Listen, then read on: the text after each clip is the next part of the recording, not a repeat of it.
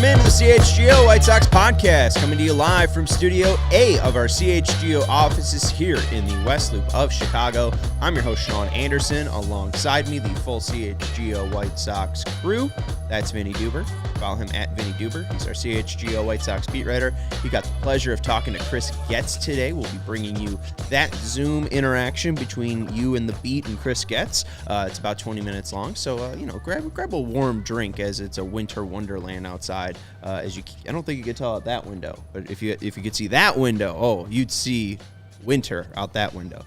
Man in the middle is Herb Lawrence. Hello. You can follow him at Ecknerwall23. He's our CHGO White Sox community leader. And I'm Sean Anderson. You can follow me at Sean_W_Anderson. You can follow the show at CHGO_White Sox. We're being produced today by Sarah. Hi. I like the snow. You ate a snowflake. I did eat a snowflake about 20 minutes before the show started. Congratulations. We're very excited to hear that. And apparently it's going to be worse on Friday. So, yay. All right, cool. Let's not waste any time. Why not just hear from Chris Getz? I mean, he's going to pretty much start all of our conversation. We're going to talk about Dylan Cease. We're going to talk about right field. We're going to talk about Garrett Crochet being a starter. Let's hear from Chris Getz, the Michigan man, on an update on where the Dylan Cease trade market currently stands.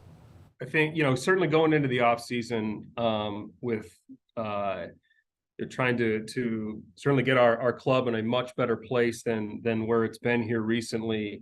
We had to be open-minded with perhaps making some trades. Obviously, we had the Aaron Bummer deal, was able to trade for Max Stassi, and have been open-minded with other players on the roster because I felt like that was the right thing to do. We've had conversations about Dylan Cease, but I also know that we're not going to move a player like Dylan or anyone else unless we feel like we're going to benefit. So it's got to be a right fit for certainly all parties. A lot of these conversations are ongoing.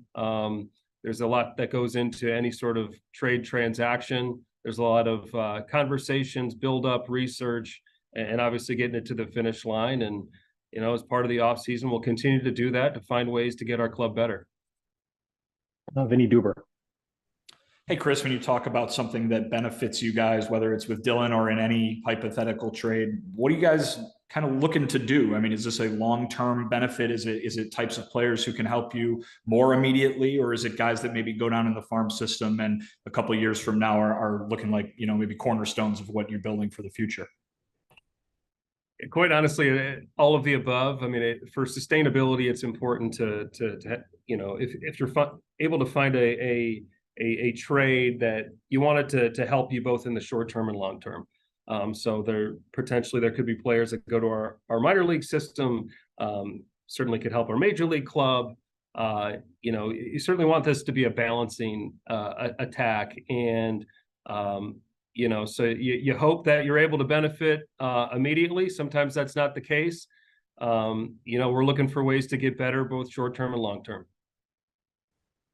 Chris, how does the free agent pitching market impact talks about Cease? And does it just make the most sense for you to wait for Snell, Montgomery, and Imanaga to sign, so therefore you have a captive audience for the other 29 teams or 26 or 27 teams that don't sign one of those three? It's tough to tell when it comes to whether it be a Cease market or any other players market. We're certainly not operating in a vacuum. Some teams have a little bit more financial flexibility than others. All it takes is one team to want to jump out perhaps and get a deal done. And in the case of Dylan, I don't think that there's a club out there that hasn't expressed some level of interest in him, and all of their situations are different. So when you bring up some of these higher profile players and the impact that it may have on Dylan or others, I think that it applies to some, but not all. Every organization has different types of players.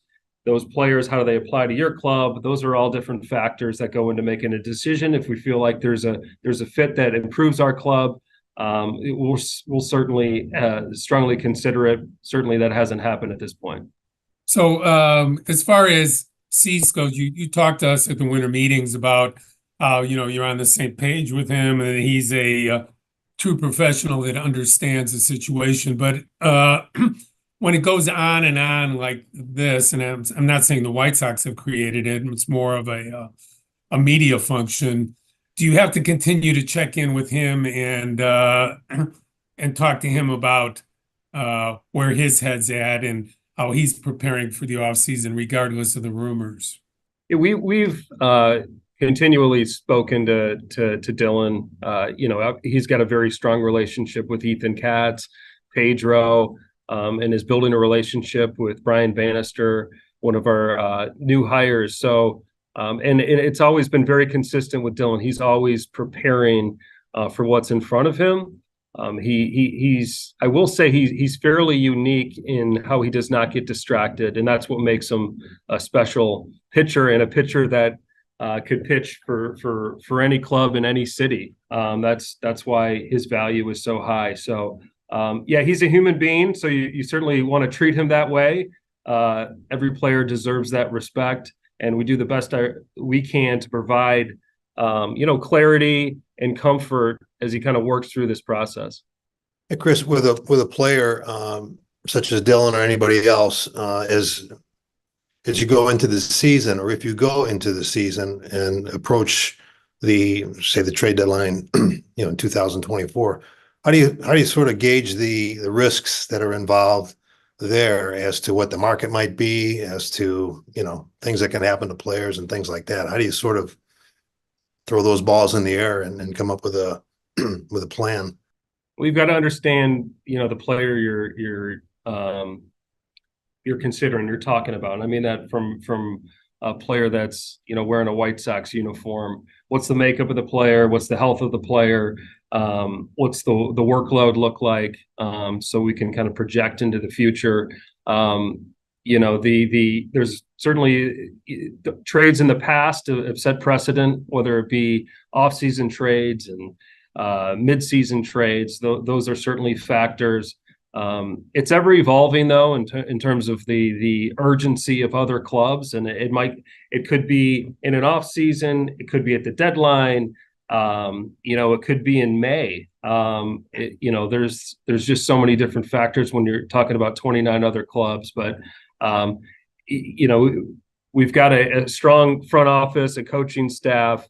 We're regularly communicating with other clubs and certainly collaborating amongst ourselves. So you utilize the resources you have to make sound decisions. Is it going to be perfect? It's certainly hard to be, and I don't expect it to be, but you try to put yourself in a position to make a sound decision. Hey, Chris, you mentioned both Maldonado and Max there. Just what did you like about both those fits behind the plate for you? Well, they're two catchers that have had success in this game. Veteran types. They're known for the receiving, their game planning, their throwing, they're building a rapport with our catchers. Going back to wanting to build the theme of improving our defense, it starts with certainly run prevention. And when it comes to run prevention, certainly the pitcher has the most control over it. I would say that the player on the field that has the second most control is the catcher. So both highly respected players within our game. They understand what it takes to be successful at the major league level. Maldonado, is a recent World Series winner, has been on a lot of successful clubs. Most importantly, to have them come in together, work together with some of our arms and other teammates. We look forward to seeing their work within our clubhouse, and I think we're going to benefit from that. And then likewise with Flexen and Hill as well. Just what were the thought process behind those signings as well?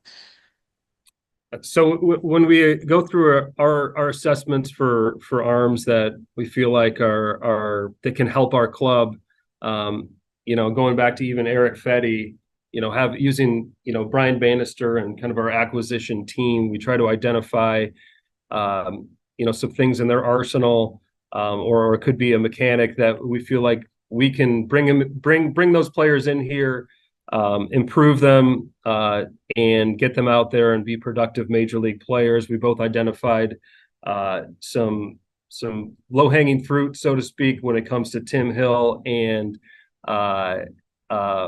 Chris Flexen to come here, get those guys back on track.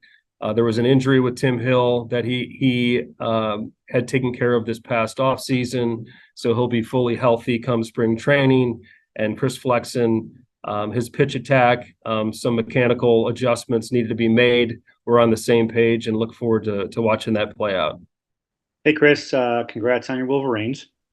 Thank you, Chuck.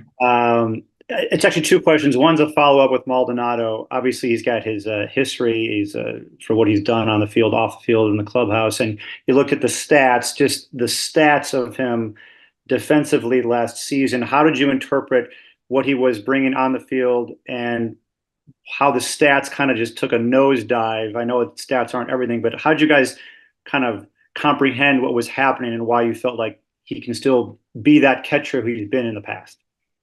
Well, the best indicator of what the player is going to be is based on what they've done in the past, and he's got a long track record of being successful back there. There were some physical limitations that affected some of the framing numbers or the blocking, but we're talking about a guy that knows how to prepare.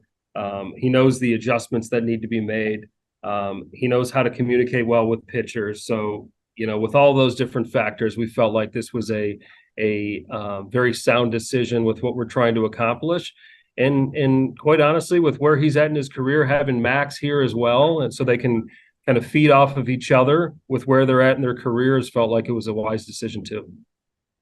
And my other question, you've addressed a lot with the defense and the pitching staff. Where are you right now with offense and trying to improve the offense for next year? Well, next week we'll start with we're going to be in Arizona. We're having a hitter summit with everyone that's part of hitting, whether it be on the acquisition front, development front, coaching front, and look forward to getting everyone out there and establishing what we're going to be moving forward. I think that there's some handedness issues that can be addressed. But it starts with putting together quality at bats, understanding certain situations. And I don't mean just situational hitting, how you're being attacked at the 0-0 count, 0-1 count, 1-1 count. Those are adjusting to the situations in front of a player, and they need to understand the value of having that awareness and carrying out that plan at a consistent basis, and being even keeled and not getting too high when things are going well and too low when there are struggles. So. First and foremost, we wanted to improve the defense to make a cleaner style of baseball. And, we've got some highly skilled offensive players in Louis Robert, Eloy Jimenez. Yohan Moncada has been an impactful offensive player. We know what Andrew Vaughn is capable of doing. Paul DeYoung has had very good offensive years. So we've got some pieces in there that certainly we certainly know what they're capable of doing. Now it's a matter of pulling out the positives in their game. Chris, just building off of that, what sort of confidence do you have in kind of, I guess, the infrastructure that you guys are putting together here to turn a lot of those guys who didn't have very good offensive seasons a year ago, or in some of the cases of some of the guys you brought aboard, the last few years, what sort of confidence level do you have that the offense is going to be improved, even if you're not necessarily going out and getting guys who have the biggest offensive numbers? Yeah, it starts with the education to our players. You educate them, you hold them accountable. You make sure that they're prepared to go out there and fight on a daily basis. They got to know the pitchers that they're facing. I do feel like the system is going to be strong in place. Marcus Thames is very experienced with all different types of hitters, experience levels, at his various stops. Mike Tozar has a strong connection with some of the players that are already in house. We've brought others around that are going to be part of the supporting cast as well. So I feel pretty good about where we're headed. Are we where we need to be? Of course not. But I do feel like we've got the makings to be more successful than we've been in the past. Kind of in a similar vein, a lot of the moves that you've made so far this winter bringing in veteran players on short-term deals. You've talked about having, both a short and long-term plan. How do you kind of feel that you've addressed kind of that long-term plan in what you've done so far this offseason? Well, some of the shorter term deals, allow you to make sure that minor league players are developing at the right pace, so they're not asked to do something that they're perhaps not prepared to do. There is an impact with those veteran players to help some of those minor league players when they break into the big leagues. And then also with some of the shorter term deals, you've got guys that have the potential to perhaps get back on track and reestablish what they're able to do at the major league level. And there's different ways to spin some benefits off of that too. So we're looking for players that understand how to play the game. Create a cohesive group that enjoy getting together on a nightly basis or daily basis to go out there and win baseball games. And foundationally, I feel like we're in a good spot to do that. Hey, Chris, what do you see? I know it's still 5 weeks till spring training, but what do you kind of see as Garrett Crochet's role to start off with, and what are the reports you're getting on him from Arizona during the offseason?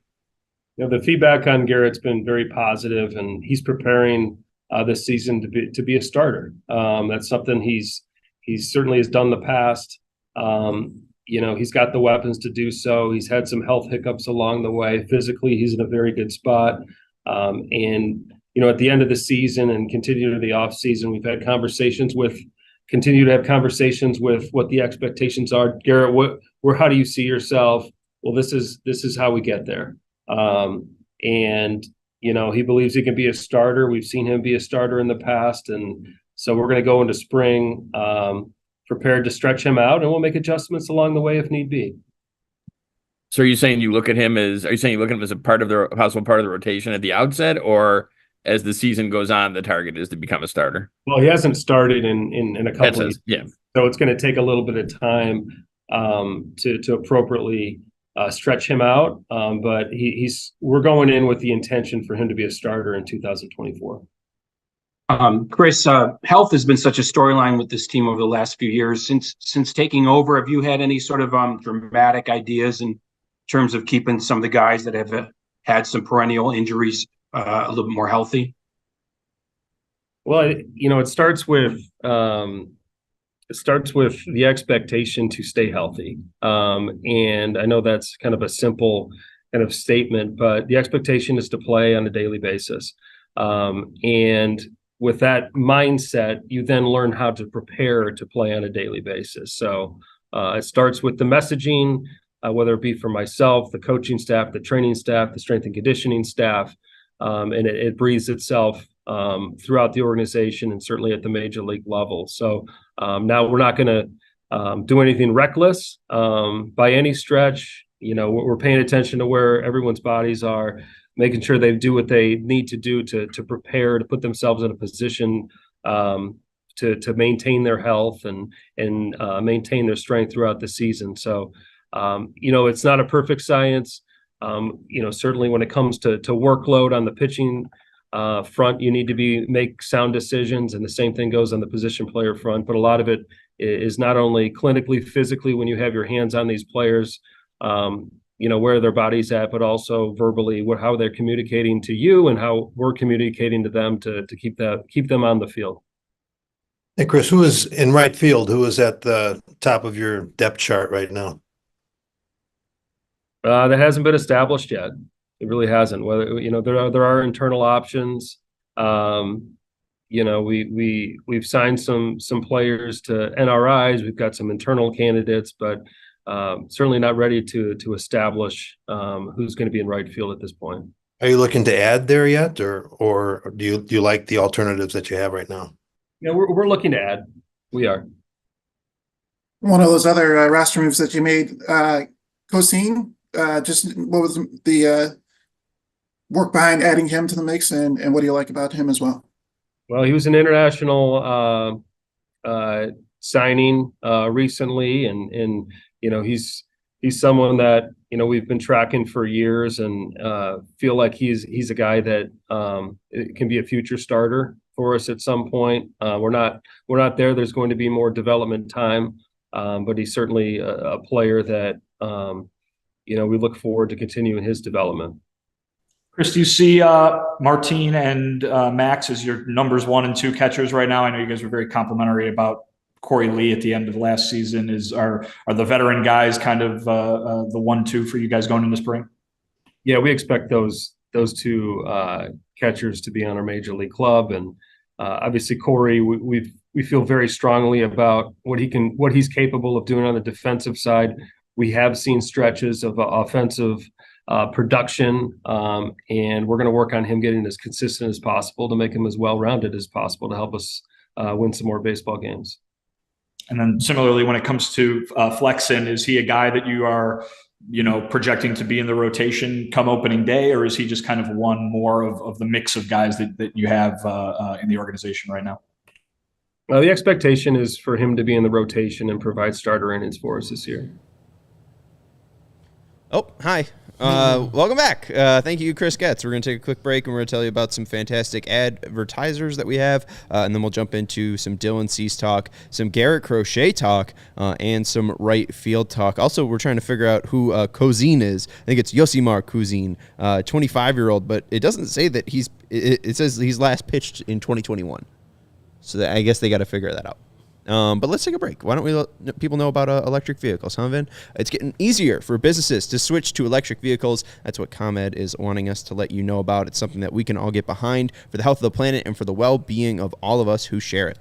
That's a great point, Sean. The electric grid is evolving to meet your cleaner energy needs as we all move with confidence toward an electric tomorrow. Whether you have one delivery van or a whole fleet of shipping trucks, ComEd can help guide you to make the changes that make sense. Did you see Bonnaroo put out their lineup for 2024?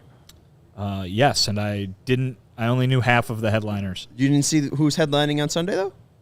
Well, I mean, I saw the Chili Peppers are in there. It was an electric. I've heard of it was them. An electric tomorrow joke. Oh, I was trying to set you up for yeah. I think you would have been like Electric Tomorrow. They're playing, the 10 a.m. slot on Saturday. Like yes. that would have been better, I think. Oh well. What should business owners do, Vinny? I'm sorry to go off script. Yeah, it's a great question, Sean. They should go to ComEd.com/clean to learn more about the resources, fleet rebates, and infrastructure incentives available to help businesses go electric. If you own a business, don't wait. Start making your plan today to switch to electric vehicles. They're good for business, good for the planet, good for all of us. Go to ComEd.com/clean. Did you say ComEd.com/clean? Indeed, I did. Go now and see how going electric connects us to a better way of doing business and a better future for generations to come. Midtown Athletic Club has 4 Chicagoland locations: Palatine in the northwest suburbs, Bannockburn in the North Shore, Willowbrook in southwest suburbs, and Midtown Athletic Club and Hotel in the middle of Bucktown and Lincoln Park. The Midtown Palatine has launched a multi-million-dollar transformation of the club, which will be complete in early 2024. Midtown is also offering no initiation fees this January at their Bannockburn, Palatine, and Willowbrook locations. And there is something for everybody at Midtown Athletic Clubs, whether you're a single person or a person with a family. Free childcare is included in some of the packages for Midtown. People looking for holistic wellness or lifestyle changes. And Midtown Chicago, as I've visited multiple times, is the best fitness club that I've ever been to in the Chicagoland area. I haven't been to all of them, but I've been to a couple of them, and Midtown is far and away better than all of them because of their Super Lux locker rooms. Can you get supper served in that Super Lux locker room? You can actually get supper served because they do have a great restaurant within their doors. Wet and dry saunas and premium amenities, amazing outdoor and indoor pools, a collection of boutique fitness with more than 100 classes per week that included in your membership. You can go to either the arena or Samadhi if you want to do some yoga. You want to do some group exercise, go to the theater. Cross-training, the field, etc., etc. But the thing I know Midtown most for, and maybe you back there who are listening and or watching, is their tennis courts, because they got the best tennis courts and programming in the sport. Midtown has indoor-outdoor tennis courts, pickleball, and paddleball tennis. It's USTA professional quality all the way. Head on over to midtown.com/CHGO and find out more and tour the Midtown Athletic Club nearest you. Thanks, Herb. So Yosimar Kozin was added to the 40-man roster Not Jake Cousins. Jake Cousins is somebody who's completely different and not Cuban. Yosimar Kuzin is 25 years old. Luis Patino was added or taken off the 40-man roster, and Yosimar Kuzin was added on. So I've even tweeted about this. Yes, apparently. And Baseball Reference, for some reason, just doesn't have his White Sox data on Baseball Reference. Last time he pitched, at least according to Baseball Reference, was in the Cuban League, the Foreign League. He had a 5.68 ERA through 120 innings pitched, but he also was with the White Sox, was in 3 ranks, was at rookie ball in the, what's it called, the ACL. He was at Advanced A and Double A, spent most time at Advanced A, 41 innings pitched, all in 10 starts, a 5.71 ERA, and then had 2 starts in Double A, a 4 ERA, 9 innings pitched. Not really exciting. Very weird that they added him. He was signed to a 2-year deal, so maybe he has 1 more year left, and they're going to see if he can make it happen as a professional, I guess. Keep saying throw everything at the wall and see what sticks. I guess they're going to throw Yosimar at the wall. Yeah, hey, why not see what the 6'3", 185 Cuban can do? I think our pal, Melissa, wrote up something about this on Southside Sox. What's the... Yeah, Southside Sox. Cousin featured We're spending a lot of time on Yosimar Kuzin, you know what? right now. He's on the 40-man, which is just surprising. He sits at 92 to 95 and an above-average slider. So, and apparently he's got 4 pitches. So, well, I'm just surprised that there was somebody on the 40-man roster that we didn't know. Will he be there for long? We'll see. I guess. Lamont Pope getting us there. All right. Chris Getz led off and was first asked about Dylan Cease.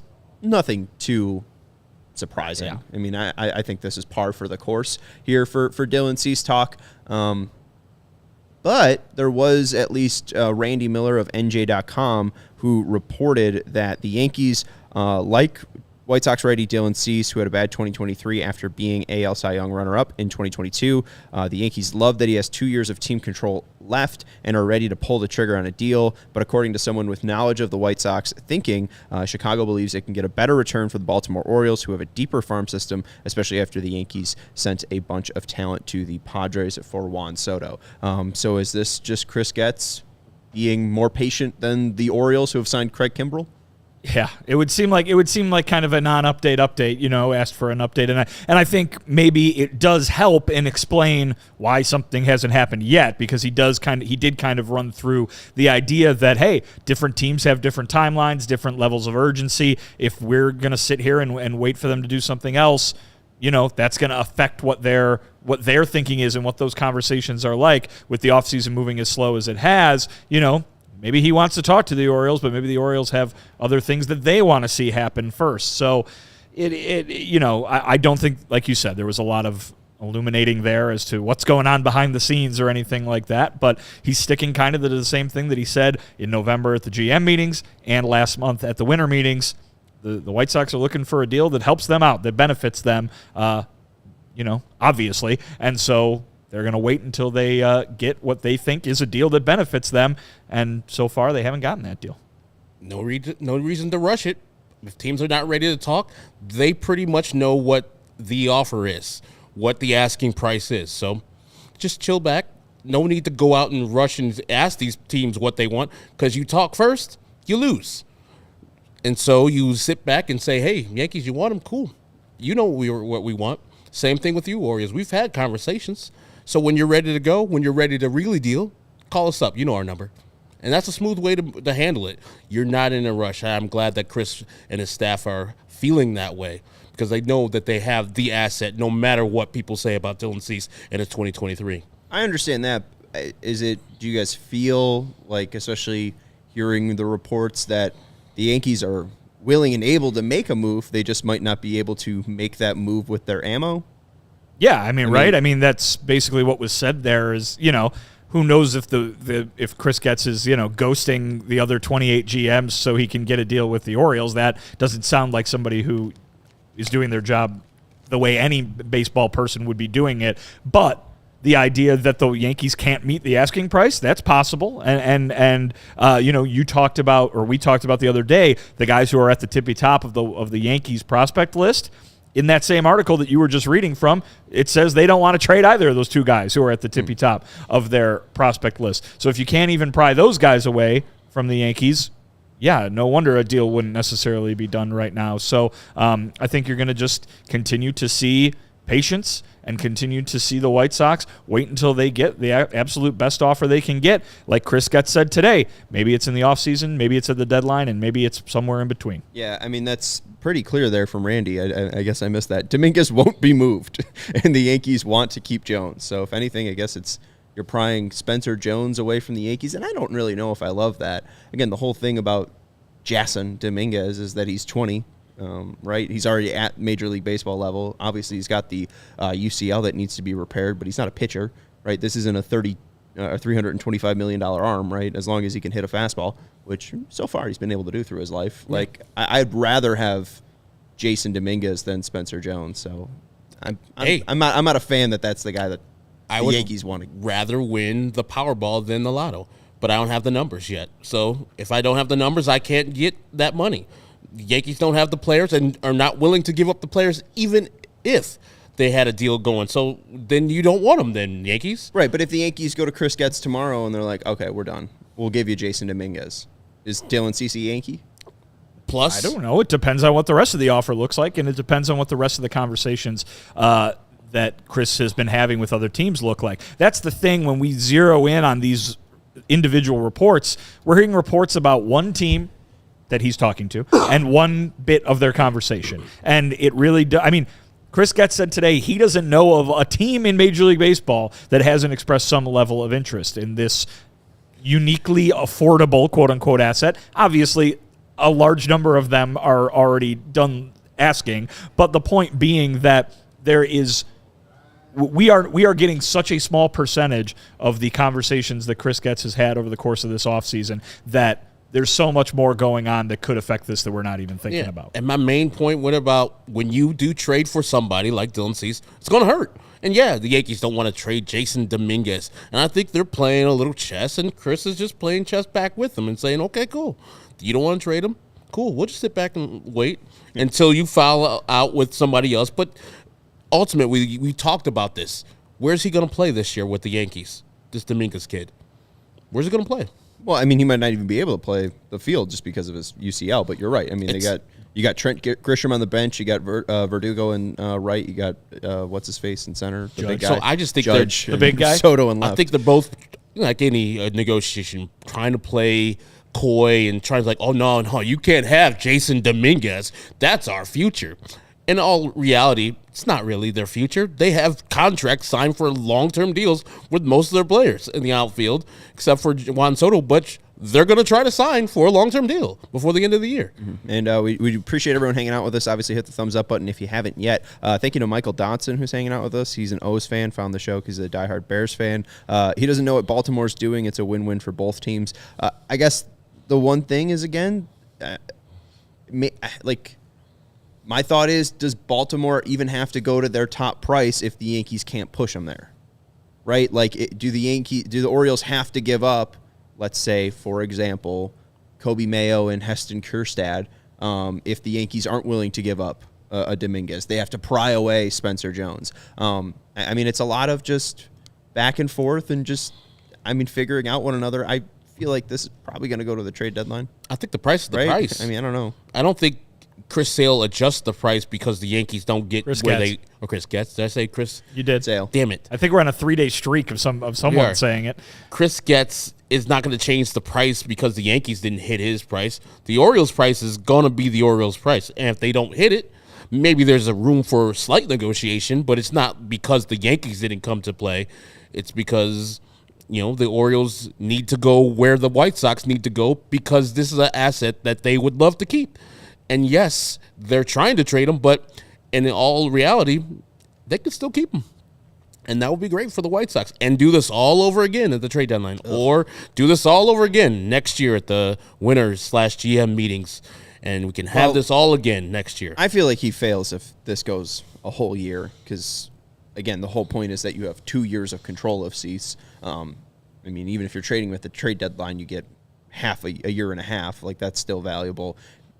1 year of Cease is just less valuable, and you're probably going to get less of a return. Yeah, that but is correct. But the White Sox can see it as, we're losing 1 year of value for him getting traded, but we're also getting a year of value from Cease at our ballparks and for our team. And if he does improve his play, but what value does he have to if he goes out and 95 loss team? If he goes out and shoves and gives you Cy Young award-winning caliber pitching, he's much more valuable than he is this year. He's traded by July if he's doing that. Exactly. Right. No, I know, but I'm just saying, like, there's no way that they go into the offseason with him. There's no way this lasts a whole year. Hey, what if nobody wants to give him what he wants? I think he's stupid. Why go through all of this if he's a White Sox by August? You failed. I don't think so. I don't think it's. You can't trade I don't him think the stated goal was to trade Dylan Cease. It was to see offers for Dylan Cease, and if they come to you with the right deal, trade Dylan Cease. Yeah, I think, Sean, you would be correct in that they did not maximize the value for him, but that doesn't mean that you still can't win a trade. That really sets you up great for the long term.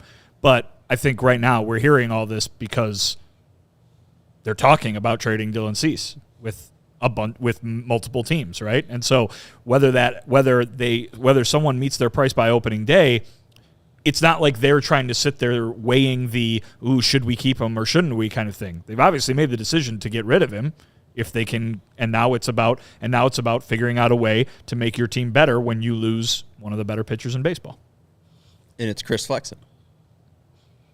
What about him? Oh no, well, that's the way that they're going to figure out how to be better when trading away one of their best pitchers. Hey, Chris Flexen could be a wild sell-off come July. We'll see. Chris Flexen and Garrett Crochet, come on down. Let's take a break. We'll talk about Garrett Crochet. We'll talk about right field because, again, we'll probably talk about Cease tomorrow. Someone will write a different article, and, we've heard from the Cincinnati Enquirer. We'll hear from NewJersey.com. We'll probably hear from, Orange County Report. Tomorrow. I mean, you never know what's going to come out. But let's take a break, and we'll tell you about our friends over at CIRCA Sportsbook.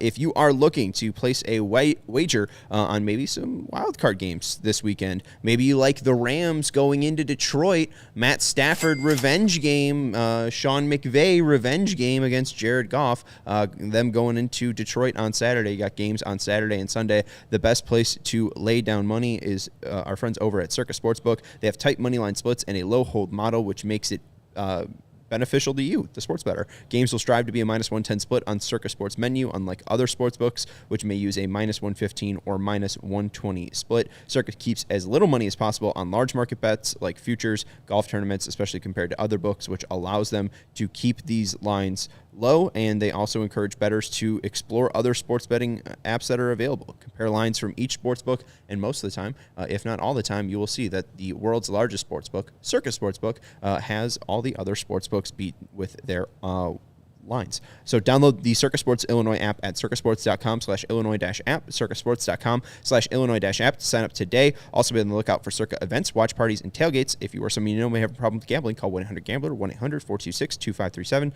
text GMB 833-234, visit areyourreallywinning.com, and we want to let you know about our friends over at FOCO, this lovely TA bobblehead. Even though he's not currently a White Sox, I don't think he's still waiting for the red line.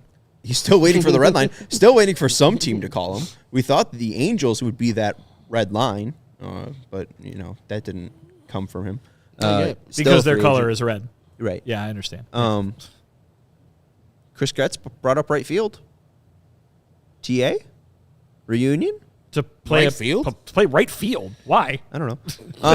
Welcome to this FOCO read. Get fitted in the best sports gear around. They got hoodies, shoes, signs, bobbleheads, and everything in between. You can also get fitted with some great baseball stuff like this Chicago White Sox Charlie Brown Peanuts Big Head bobblehead. Wow. Good grief. Good grief. Ain't that neat? Go check out FOCO.com or click the link in the description below for online pre-sale items. Use the promo code CHGO10 for 10% off. All right. So the one thing that I feel like I didn't really get cleared up, I saw the tweet come across my timeline of you saying Chris Getz says Garrett Crochet wants to be a starter in 2024. They're going to stretch him out. And then I listened to the Zoom call, and it still kind of feels like maybe this wasn't Chris Getz or Brian Bannister driven, more Garrett Crochet saying, I want to be a starter. Well, that is half true. I mean, Garrett Crochet's been telling us for multiple years now that he wants to be a starter. I'm sure that he has expressed that opinion to the powers that be over at 35th and Shields. That being said, this is a very different answer that we got from Chris Getz today than we have gotten from either him or Rick Hahn in the previous couple of years now, specifically during 2023 as they gear up for what Garrett Crochet was going to be in 2024. This is the team coming to a decision, or the team at least settling on the decision that they're going to try to make him a starting pitcher. Perhaps it was Garrett that convinced them with what he's been doing during the offseason or something like that. But I believe this question was asked during the winter meetings, and it was not that. It was not specified like that. It seemed still, even then, that it was kind of a lukewarm feeling on that idea. And I guess here things have changed in the last month, because here's Chris Getz saying that Garrett is going to be working as a starter in 2024. Now, I think it's very important to realize that you can't go penciling him in to your opening day rotation at all, because think of the small number of innings that Garrett Crochet has thrown, not just in bursts, right? Because he's been working as a reliever since coming to the major leagues, but just in general. I mean, his last season in college completely wiped out because of the pandemic. Then he goes to a year in which there's no minor league baseball, comes up, handful of appearances out of the bullpen. In 2020, he does great work as a reliever in 2021, but then he didn't pitch at all in 2022, and last year just 12 innings at the major league level, all in relief. So this is a guy who just does not have the workload. He does not have that innings base under him, and now they want to throw him out there for 6 innings at a time. It's going to take a lot of work to get him ready to do that, and certainly he's young. He's a guy who worked as a starting pitcher in college prior to that season, and has, started baseball games before in his life, but not at the professional level. So I think this is something that they're apparently looking at for midsummer. Hey, go down to the minor leagues, get some starts under your belt, and if you're doing well, we'll call you up in the middle of the season. But we don't really know what that call-up date is, that target would be. But, hey, Garrett Crochet is suddenly a starting pitcher for the White Sox. I mean, wouldn't that make more sense? So we've been talking about this team being a 95-plus loss team, so might as well have your pitchers give you the most value out of their arms. And if Garrett Crochet wants to be a starter, and a starter is more valuable than a reliever, and what's the use of Garrett Crochet late innings in 2024 if that's a lost year? How many times will you get a chance to actually, be in a high leverage situation where you got the lead and you're protecting a White Sox victory? So, yeah, if Garrett wants to do it, let him go down to the minor leagues and get your arms stretched out. And it might take like a half a year, like Vinny says, or longer. But I see their rotation already filled up with players that they've already signed to major league contracts. And I don't know how long it takes to get a person stretched out, but it's not during string training that you get stretched out and you're ready to pitch for 6 innings when you only pitched 12 major league innings last year. So, yeah, go down in the minor leagues, enjoy yourself, and get blasted. Do all the things you need to do to get ready. I wouldn't advise pitching drunk, but whatever you say, Herb. But just throw the ball. Just get the innings base that you need. Don't be trying to be too cute. Don't be trying to do all the stuff that you want to do with the major leagues. Just try to get the innings up so your arm and your conditioning is where it needs to be, and then fine tune what you need to do as far as major league pitching and the stuff that you're looking for, because your numbers and his numbers are probably not going to look good, because in Charlotte and that whole league, it's a bandbox. And so you're probably going to get blasted. But I'm glad the White Sox have changed their mind, and Garrett Crochet has somehow maybe changed their minds for them to allow him to be a starter, and understanding this year is pretty much a wash for the major league organization, so he wouldn't really have any value at the bullpen position. Well, I think the pushback on that would be, can he do it? Yeah. And because I think he showed in 2021 that he can be a very effective relief pitcher for you. And so the idea is, you have a reliever, and I get what you're saying, right? If he's not going to be the closer, what is it? what does it matter what the closer does this year? They're not going to be competitive in a lot of games, perhaps. But I think the idea is you could set yourself up to have a late inning relief piece for years to come versus, all right, roll the dice and see what else happens. And if it doesn't work, you've blown up a first round draft pick. So let's play a little quiz. Yep.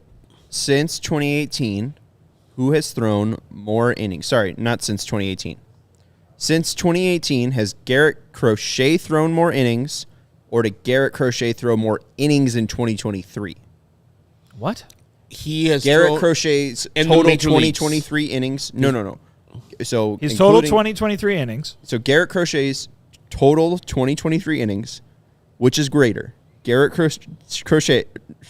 Holy moly. I got what you're saying. 2018 through 2022 Garrett Crochet or the 2023 Garrett Crochet. Which number is bigger?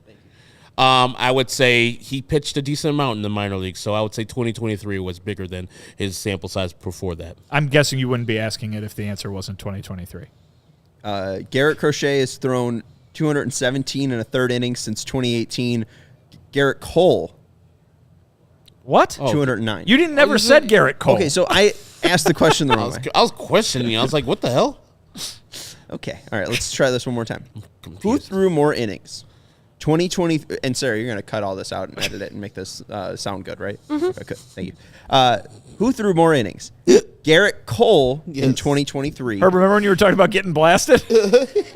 Or Garrett Crochet. What's in that water bottle, Sean? 2018 to 2023. Unfortunately, it's water. So 2018 would include college. Yes. And then it would also include the rehab assignments he went on at the minor league level. And so the answer is Garrett Cole in 2023. No, it is Garrett Crochet. Garrett Crochet since 2018, 217 and a third innings. Garrett Cole, 209 innings in 2023. I see. But it was only four difference. Yeah, right. Like eight innings. So, I mean, it feels like, are you smarter than a fifth grader? Like, do you actually have what it takes to be a major league starter? I mean, good for him. Go down Charlotte and see if you can do it. Nothing's stopping you. Certainly the White Sox drafted him thinking that he could be a major league starter. That's exactly what I was going to say. But also, that's 4 years ago. Mm-hmm. And that's one Tommy John surgery ago. And that is a disrupted career ago because of what happened because of the pandemic. So there are probably people in that building who are saying, we can give you the scouting report that we had when we took him in the draft, and it definitely applies to a guy who could be a major league starter. But now you're talking about that guy having spent the parts of the last 4 years as a major league reliever and nothing else. Yeah. I got Big Beefalo say tricking Crochet into going to the minors because of become a starter and saving a year of service time for later when he can be a reliever again is when the Sox are better is some genius level shit. It's not too bad. No. I don't hate that. Hey, you wanted to do it too, Garrett. That's your idea. It wasn't ours. Again, is this something that the White Sox believe that 2024 Garrett Crochet can do, or is this something that Garrett Crochet believes that he can do? Because it's definitely the latter. Mm-hmm. Yeah, it's and it's probably the former to some degree. I mean, he hasn't, and it's certainly to enough of a degree that they're doing it right. Yeah. They could have just told him, no. We're gonna use you out of the bullpen. I think they should have. They should have at least got him back up to where he was before. I mean, he only threw, I think, 24 total innings between Birmingham, Charlotte, and the White Sox last year in 2023. Like, he didn't. I mean, he's still half of what he was in 2021 with 54 innings pitched, and then even at Tennessee, he was over 60 innings pitched. Like, let's get to where you were before we're even adding. I mean, this is like Michael Kopech saying, "I'm going to pitch 180 to 200 innings." No, you're not. Well, you're allowed to have that goal. Mm-hmm. Had he not walked the universe and given up a bunch of home runs, he could have gotten there. No, he couldn't have. If he wasn't, if he didn't perform to the point where he had to be taken out early in games. if he wasn't the AL leader in walks, then yeah, maybe. Yeah, you're right. If you turn 90 walks into 20, then maybe. I was thinking this year they're going to do that Michael Kopech hybrid year just to appease him. Just to appease him. With say, who? Hey, with Crochet? With Crochet. Like, appease him. It's like, hey, man, we're going to give you some. We're going to stretch you out at the major league level, but we still need you at the major league level. Here's the thing. That Michael Kopech hybrid year, folks forget that every single one of those starts came in a 7-inning doubleheader. Every single one of them. He was being used as a spot starter basically as an basically as an opener going like 4 innings in a 7-inning doubleheader game. Well, like that, those conditions, A, don't exist anymore. And B, he wasn't being, it's not like they were like, we're going to start you some and relieve you some and you'll get the best of both worlds. Like, he was a spot starter a few times. Like, it's not, I don't think that, like, it was some big, like, oh, we've cracked the code on this strategy that's going to make Michael a starter. Like, they got him some opportunities to throw multiple innings where they could find them, but I don't think that that's necessarily a blueprint for to turn every reliever into a starter that you want to do that with. They only did it 4 times too. Right. April Just a 18th, handful of April times. 25, April 25th, May 14th, and then not until September 23rd. And even that September 23rd start, he only went 2 innings. Right. So that was not like, it wasn't. I don't think hybrid is the right word to use there, because I don't think they were doing something vastly outrageous from anything else. I mean, think about it. How many times in a regular season would you use just a guy from your bullpen to start a doubleheader game, right? And they did it 4 times with Michael Kopech. Yeah. Also, Matt Cortese saying Kopech could close. You brought up the flex-in rotation thing. I don't see a realm, a universe, whatever, where Michael Kopech is not in the starting rotation. I feel like that would be a talking point for Chris Getz if Michael Kopech wasn't going to be in the starting rotation. Like, maybe unless he looks horrendous at spring training. That would be the only thing that I would think, and even still, that's not really enough time to close the book on a guy's career. Yeah, like and that. they would probably throw those results away. Cease, Fetty, Kopech, Soroka, Flexen. That I mean, seems I would like think Flexen's ahead of Soroka, but sure. Oh, I know. I literally just read this from roster resource on Fangraphs. Right. Put them in whatever order you want. But Right. Cease, Fetty, Kopech, Soroka, Flexen. That's the 5. Fetty and Flexen are locked in my opinion. I feel like Kopech's locked in. And I think he's basically locked in. I think he would have to perform terribly in spring training. Injured, unless they are trying to well, that could happen to anybody. No, I know, right. but maybe like an injury to a way that they're trying to protect him. By putting him into the bullpen. I'm just trying to I feel like there would have to be a reason to put him into the bullpen. I think the reason is they would have finally exhausted every avenue to make him a starter, which means he'd have to go out there and be awful again. Yeah. You know what I mean? Like you saw them, and again, it's a different story. It's a totally different situation because this guy had a huge resume under his belt, but you saw them go ahead and give Dallas Keuchel another shot, right? At being that, like, he had that horrible season, of course, and then he went out there at the start of the next season and they said, go pitch every 5 days and show us that was a fluke. And basically they could treat Michael Kopech the same way, and it would take that sort of Dallas Keuchel level continued poor performance in order to force that decision, just like it did with Dallas Keuchel. So I think that you're probably right in saying that Kopech will be in the opening day rotation. If Michael Kopech has a 7.88 ERA through 8 starts and has walked 20 and struck out 20, he is absolutely going to the bullpen. You are dead on about that. All right. I think we got one more break. There you go. Good job, Sarah. Let's jump into the right field discussion. Chris Getz was asked, hey, what are you going to do with right field? And he said, we'll probably be adding, I think, what was his exact words? We're looking to add. Yeah. There you go.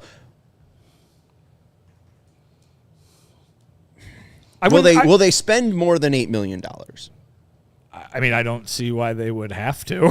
I mean, you know what I mean? Like, they could probably fill that roster spot without doing that. Doesn't necessarily mean that they're going to get somebody who's going to make that big of a difference, though. I think if you go back to the winter meetings, the story really hasn't changed there. He said there that they were looking to add, and he said there that the reason was that they were looking for, say it with me, everybody, an upgrade defensively to what they had already. We've seen that at multiple other positions, and what they have currently in right field is Gavin Sheets, who is a first baseman playing right field. So you could see where upgrading defensively would be a priority there. I thought it was interesting that when he was asked today who is currently atop your depth chart in right field, he basically just said no one. He refused to mention any names at all. He jumped right to non-roster invitees to spring training as people that they could choose from, in which really paints a picture of them not liking any of their internal options, even though he said that they do have internal options. To me, that would signal, and he said as much, that they are definitely going to try to go outside and find a right fielder before the offseason's over. Do you know who is a right fielder that played for the White Sox that is available. Sean Adam Engel.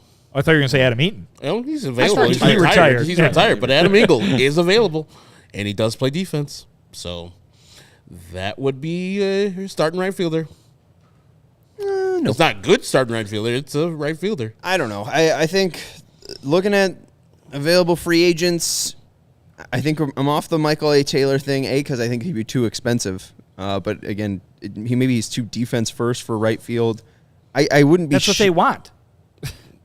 Are we sure they want? That's what you said. You said at the winter meetings they want to improve defensively. They want to upgrade defensively in right field. Okay, Michael A. Taylor, come on down. I mean, I wouldn't be shocked by Whit Merrifield. That's more than $8 million, isn't it?